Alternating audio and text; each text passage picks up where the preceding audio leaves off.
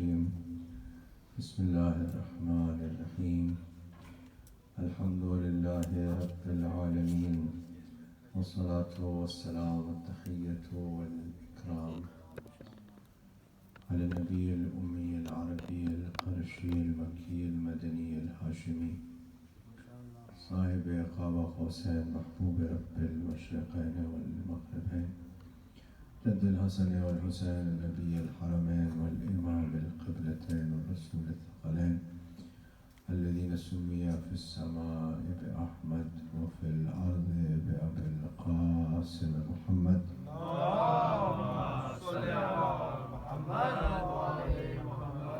وعلى أهل بيته الطيبين الطاهرين المعصومين المظلومين المنتخبين المنتجبين لا سيما بقية الله في الأرضين روح وأرواح العالمين لتراب مقدمه الفداء واللعنة الدائمة الباقية على أعدائهم ومنكر فضائلهم وغاصب حقوقهم أجمعين.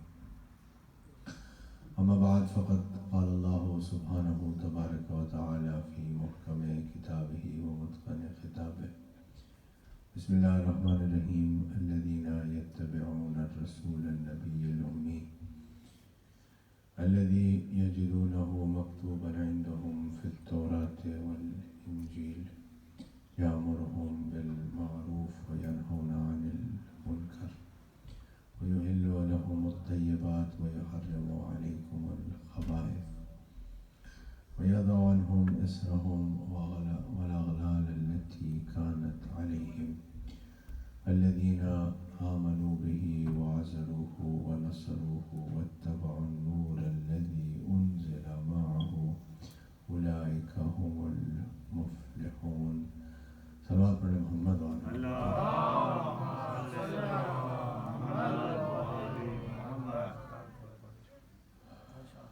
قبولیت مجلس کے لیے ایک بار اور صلوات پر محمد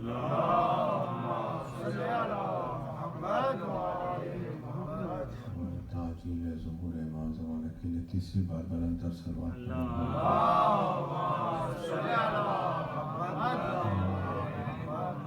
عجل فرجهم. عشر محرم 1443 ہجری کے سوئم کی مجلس اور اس سلسلے کی آخری مجلس آپ حضرات مرکز اہل بیت بولٹن میں سماعت فرما رہے ہیں. یہاں پر عنوان ہم نے اتباع رسول اور ابدی کامیابی رکھا تھا اور یوں تو عنوان تشنا رہ جائے گا لیکن کوشش کی تھی کہ آیت کے تمام تر حصے پر آپ کی خدمت میں گفتگو کی جائے. چند ایک باتیں جو رہ گئی ہیں سلسلہ بیان کی ان کو آج مختصراً آپ کی خدمت میں عرض کر کے کسی حد تک بات کو مکمل کرنے کی کوشش کریں گے.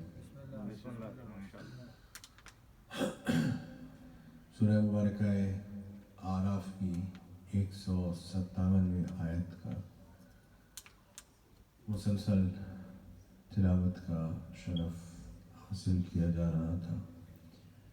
ارشاد رب العزت ہو رہا ہے کہ وہ لوگ کہ جو ایسے رسول کا اتباع کرتے ہیں کہ جو نبی بھی ہے اور امی بھی ہے، اور اس کا ذکر ہم نے اس سے پہلے توریت اور انجیل میں لکھ دیا تھا، اور ان کا کام یہ ہے کہ یہ نیکی کا حکم دیں گے، برائی سے روکیں گے، پاک چیزوں کو تمہارے لیے حلال قرار دیں گے اور خراب چیزوں کو تمہارے لیے حرام قرار دیں گے،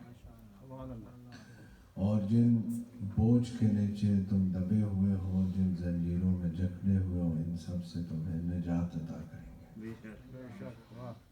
سو تمہارا کام یہ ہے کہ اس رسول کا اتباع کرو، اس کی پر ایمان لاؤ، اس کی نصرت کرو، اس کی عزت کرو اور اس نور کا اتباع کرو جو ان کے ساتھ نازل کیا گیا ہے۔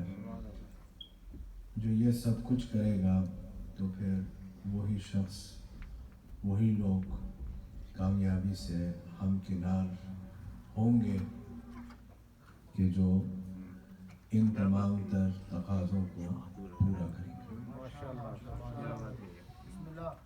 تو ظاہر ہے کہ ہر روز چند باتیں آیت کے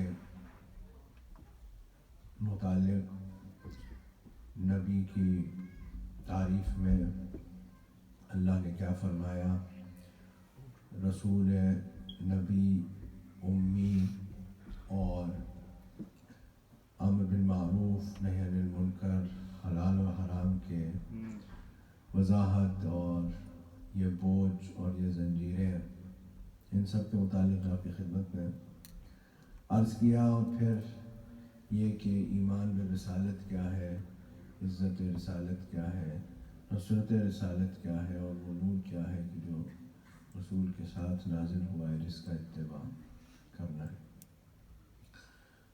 چند ایک باتیں جو سلسلہ بیان میں رہ گئی تھیں، ان میں سے ایک جس کے متعلق اشارہ کیا تھا، اس بات کو تھوڑا سا اور واضح کر دیا جائے۔ گزارش یہ کی تھی کہ اللہ نے فطرت کے مطابق انسان کو خلق کیا ہے اور حلال اور حرام کو بھی فطرت کے تقاضوں کے مطابق قرار دیا ہے۔ جس چیز میں انسان کے لیے فائدہ ہے اسے حلال قرار دیا، جس چیز میں کسی طرح کا نقصان ہے اس چیز کو حرام قرار دیا، اور یہ وضاحت کی کہ کچھ چیزیں انسان کے جان کے لیے نقصان دہ ہیں اس لیے ان کو حرام کیا، کچھ چیزیں روح کے لیے نقصان دہ ہیں اس لیے حرام کیا، کچھ چیزیں ایمان کے لیے نقصان دہ اس لیے انہیں حرام کیا، زہر جان کے لیے نقصان دہ اس لیے اسے حرام کر دیا، شراب روح کے لیے نقصان دہ اس لیے اسے حرام کر دیا، اور زنا جو ہے وہ عزت کے لیے نقصان دہ اس لیے اس کو حرام کر دیا، اور کفر اور شرک جو ہے وہ ایمان کے لیے نقصان دہ اس لیے اسے بھی حرام قرار دیا۔ لیکن بعض ایسے مواقع آتے ہیں، اور یہ سوال یقیناً جتنے آپ سامعین موجود ہیں ان سب سے کسی نہ کسی وقت پر پوچھا گیا ہوگا کہ اگر مثلا آپ نے اپنے کسی غیر مسلم دوست سے یہ ذکر کیا ہو، یہ بات کہی ہو کہ اس نے کہا ہو فلاں چیز کھا لیجئے، تو آپ نے کہا ہو کہ بھئی یہ میرے لیے حرام ہے، میں نہیں کھا سکتا، تو اس نے یہ سوال پوچھا ہوگا یقیناً آپ سے، جیسے کہ مجھ سے لوگوں نے پوچھا ہے، آپ سے بھی پوچھا ہوگا کہ اگر مثلا کسی ایسی صورتحال میں آپ پھنس جائیں کہ جہاں پر کھانے کے لیے کوئی چیز ہو ہی نہ، آپ کی جان نکل رہی ہو، آپ مرنے والے ہو، اور یہی چیز رہ جائے تو پھر کیا کریں گے؟ ایسا سوال یقیناً آپ سے بھی کیا گیا ہوگا۔ تو شریعت اس کے متعلق کیا کہتی ہے؟ ظاہر ہے مسئلہ سب کو معلوم ہے کہ اگر جان نکل رہی ہو، اگر کوئی اور چیز نہ ہو، تو بقدر ضرورت انسان اس چیز کو استعمال کر سکتا ہے کہ جو عام حالت میں حرام ہے۔ تو اسے شرعی اصطلاح میں کیا کہتے ہیں، اور شریعت نے اس چیز کو کیوں یہاں اس بات کو کیوں جائز قرار دیا، بلکہ نہ صرف کہ جائز قرار دیا بلکہ ضروری قرار دیا۔ بھئی عام حالت میں وہ چیز کھانا، مثلا بفرض محال کوئی چیز نہیں رہ گئی ہے، صرف سور کا گوشت رہ گیا اور انسان مرنے والا ہے اور اس کے پاس کوئی اور کھانے کی چیز نہیں ہے، اور اگر وہ اسے استعمال نہیں کرے گا وہ مر جائے گا۔ تو اب شریعت صرف یہ نہیں کہہ رہی ہے کہ یہ چیز کھانا جائز ہے، بلکہ اب شریعت یہ کہہ رہی ہے کہ ایک چیز کھانا واجب ہے بقدر ضرورت۔ بقدر ضرورت جتنے سے انسان کی جان بچ جائے اس چیز کو استعمال کرنا واجب ہے۔ وہ چیز عام حالت میں حرام ہے، لیکن اس صورت میں نہ صرف جائز ہے بلکہ واجب ہے۔ اس کی کیا وجہ ہے؟ مل کر ایک صلوات پڑھیں محمد علیہ۔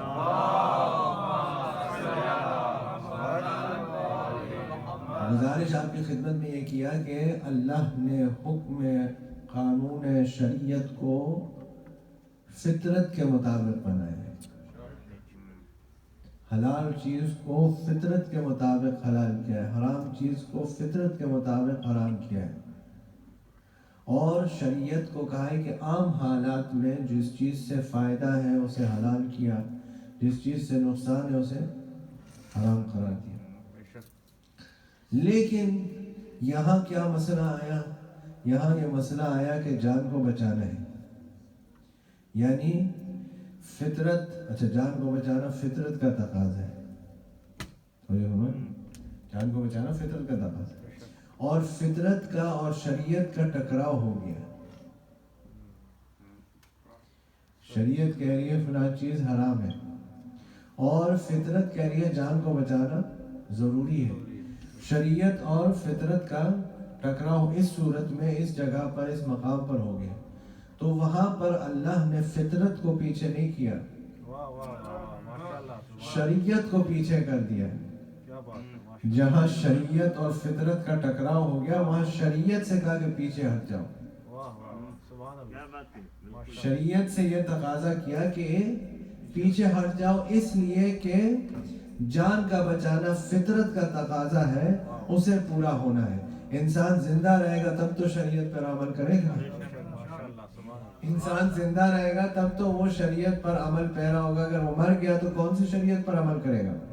یہاں پر شریعت نے کہا کہ ہم نے حل نکالا ہے، یہاں پر شریعت نے حل نکالا۔ شریعت نے کیا حل نکالا؟ شریعت نے یہ حل نکالا کہ ایک شریعت میں ہوتا ہے حکم اولی، عام حالت کے اندر حکم اولی ہوتا ہے، تو جو ہمارے یہ حکم ہے فلاں چیز حلال ہے فلاں حرام ہے، یہ حکم اولی ہے۔ لیکن بعض صورتوں میں ایک حکم ثانوی بھی ہوتا ہے کہ جو جہاں حکم اولی کا ایپلیکیشن نہیں ہو رہا ہوتا وہاں حکم ثانوی ہوتا ہے۔ مثلا جیسے کہ یہ مثال ہے کہ انسان کی جان خطرے میں آ گئی، اب حکم اولی کو مؤخر کر دیا، اسے پیچھے کر دیا۔ حکم ثانوی نے کہا کہ چونکہ جان کا بچانا واجب ہے لہذا بقدر ضرورت جتنے سے انسان کی جان بچ جائے اس حرام چیز کو استعمال کرنا ہوگا تاکہ جان بچ جائے۔ حکم ثانوی میں اس صورت میں اس جگہ پر اس مقام پر وہ کام ضروری ہو گیا کہ جو حکم اولی کے مطابق حرام تھا۔ مل کر ایک صلوات پڑھیں محمد علیہ۔ اسی حکم ثانوی کے تحت فقہا جو نئے مسائل پیدا ہوتے ہیں ان کو بھی حل کرتے ہیں،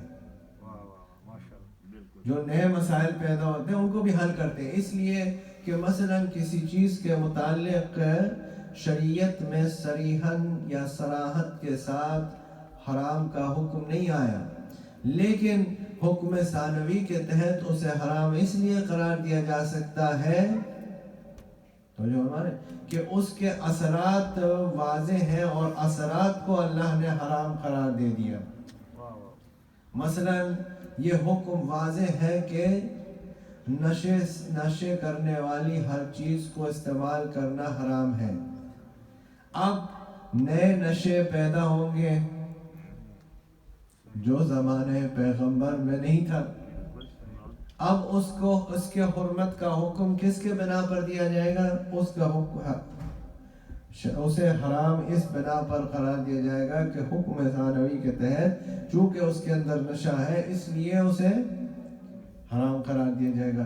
یا مثلاً کوئی عمل کرنے سے دین کی تضحیق ہوگی، دین کی تضعیف ہوگی، کسی عمل کرنے سے جو ہے وہ کوئی اور ایسا اثر پیدا ہوگا کہ جو نقصان دہ ہے، لہٰذا اس چیز کو، اس عمل کو اس بنا پر کہ اس سے نقصان پہنچے گا انسان کی ذات کو یا انسان کے خاندان کو یا انسان کے دین کو، انسان کی عزت کو، اس بنا پر اس عمل کو بھی حرام قرار دیا جائے گا۔ مل کر ایک صلوات پڑھیں محمد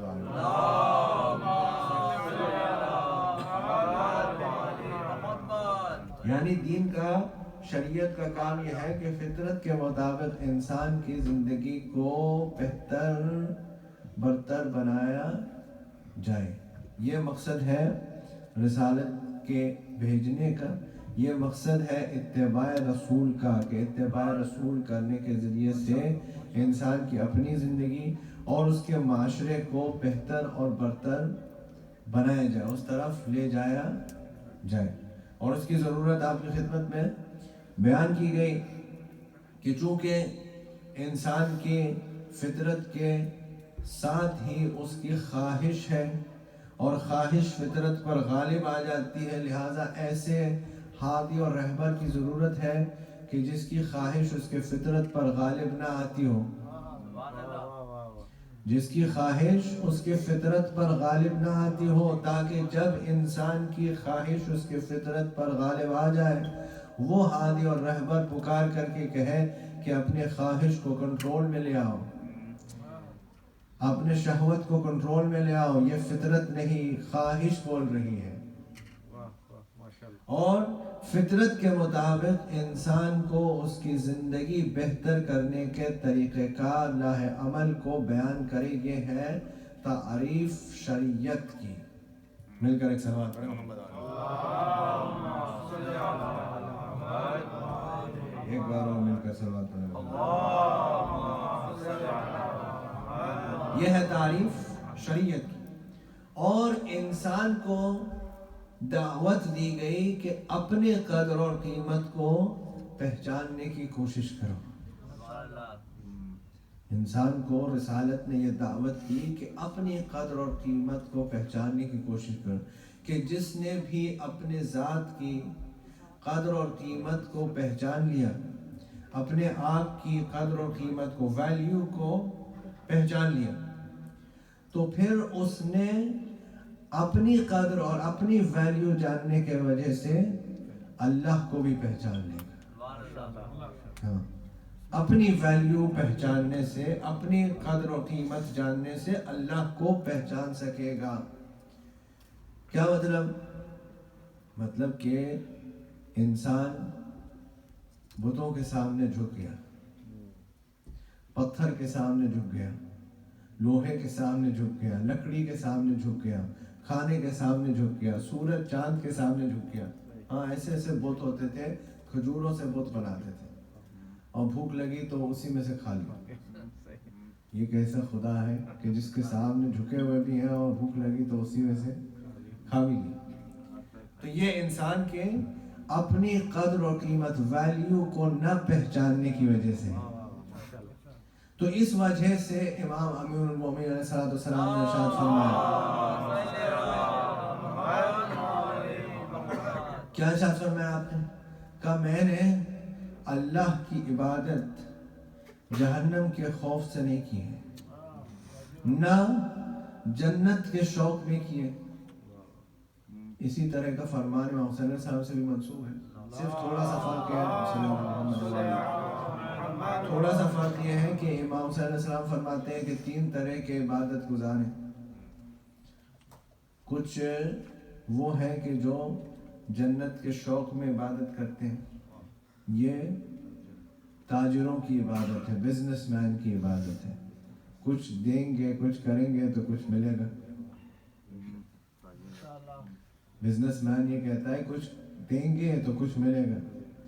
اور دوسرے طرح کی عبادت ہے جنہوں نے جہنم کے خوف میں عبادت کی، تو یہ غلاموں کی عبادت ہے، ڈر کے مارے عبادت کر رہے، نہیں کریں گے تو عذاب ملے گا، سزا ہوگی۔ اور امام فرماتے ہیں کہ میں نے اللہ کی عبادت اس لیے کی کہ اسے لائق عبادت پایا ہے، اسے لائق عبادت پایا. یعنی اس سے بتایا کیا ہے؟ بتایا یہ ہے کہ ہر انسان جانتے ہوئے دانستہ طور پر یا نادانستہ طور پر کسی نہ کسی چیز کی عبادت میں مبتلا ہے. کوئی مال کی عبادت کر رہے، کوئی اقتدار کی عبادت کر رہے، کوئی شہرت کی عبادت کر رہے، کوئی اپنے نفس کی عبادت کر رہے. امام نے بتایا یہ ساری عبادتوں سے نجات حاصل کرو اگر اپنی ویلیو کو پہچان لو کہ انسان سے سب کمتر ہیں. یہ چیزیں، یہ تمام تر چیزیں انسان سے کمتر ہیں، اور انسان ہے افضل اشرف المخلوقات. تو انسان کی ویلیو تب ہی ہوگی جب وہ یہ تمام تر چیزوں کو ترک کر کے اللہ کی بارگاہ میں عبادت کرے گا، اللہ کے سامنے سر جھکائے گا. تو اللہ نے بھی یہ وعدہ کیا ہے کہ اگر تم میری بارگاہ میں سر سجدہ رکھو گے تو پھر یہ تمام تر چیزیں تمہارے اختیار میں ہوں گی، تم ان کے اختیار میں نہیں ہوں گے. مل کر ایک صلوات پڑھیں محمد علیہ.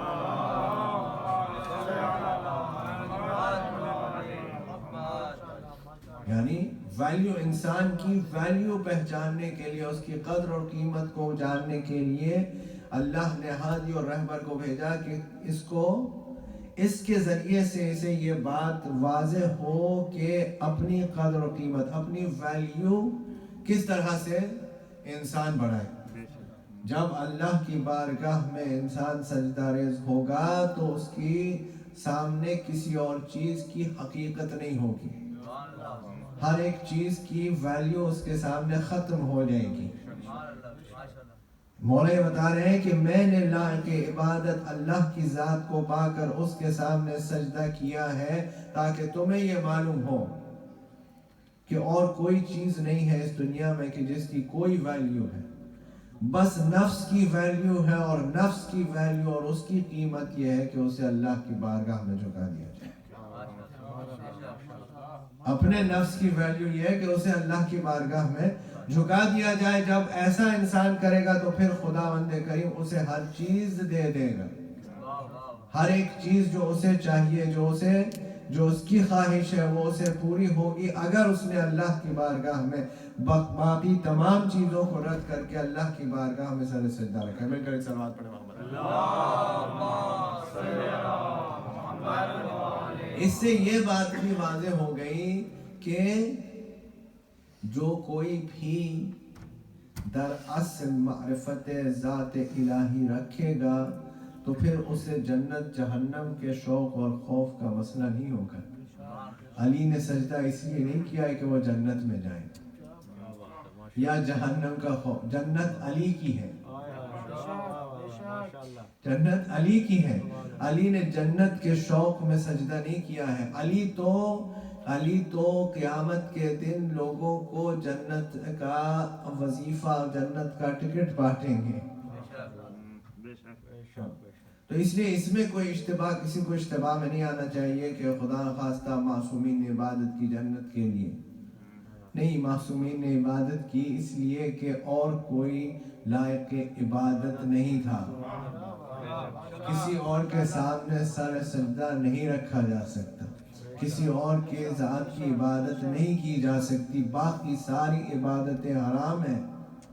اسے ثابت کرنے کے لیے کہ معصوم بھی اگر سجدہ کرے گا تو اللہ کی بارگاہ میں سجدہ کرے گا اس لیے کہ وہ اللہ کی حقیقی معرفت رکھتا ہے، نہ کہ اسے کوئی جنت کا شوق ہے، نہ کہ خدا نخواستہ اسے کوئی جہنم کا ڈر ہے.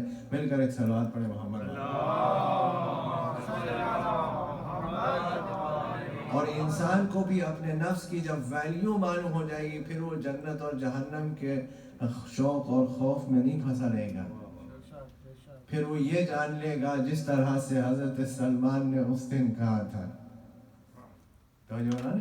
جس طرح سے حضرت سلمان نے اس دن کہا تھا کہ یا رسول اللہ آپ کو چھوڑ کر کیسی جنت، آپ کو چھوڑ کر کس طرح کی جنت.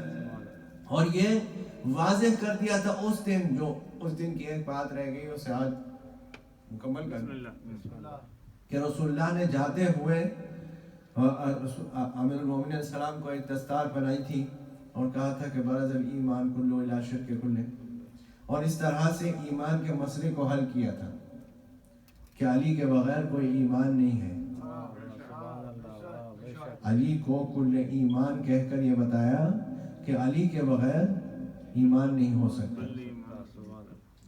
جو کوئی بھی علی کی محبت دل میں رکھے گا، یعنی اس کل کا جزء اس کے دل میں ہوگا، وہ صاحب ایمان ہوگا.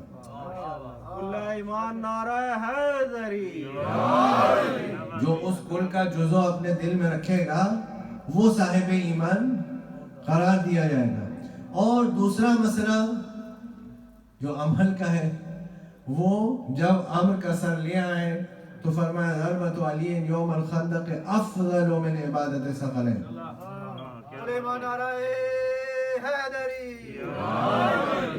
علی کی ضربت روز خندق عبادت ثقلین کے برابر نہیں ہے. عبادت یعنی قیامت کے دن جب اوزان کے اوپر عبادت ثقلین ایک طرف رکھی جائے گی اور علی کی ضربت ایک طرف رکھی جائے گی تو یہ والا پلڑا بھاری ہوگا. یہ والا یعنی اس طرف سارے ثقلین کی، یعنی جن و انس جتنے بھی ہیں ان سب کی عبادت ایک طرف رکھی جائے گی اور ایک طرف علی کی ضربت رکھی جائے گی.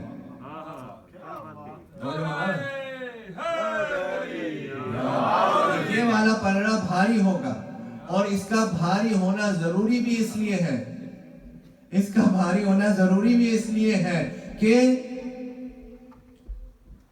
امام نے فرمایا، امام صادق علیہ السلام نے سوال کرنا، آپ نے فرمایا کہ برزخ کا انتظام کرو، برزخ کا انتظام کرو، قیامت کے دن ہم شفاعت کریں گے، تم برزخ کا انتظام کرو. برزخ میں شفاعت نہیں ہوگی، قیامت کے دن شفاعت ہو. برزخ کا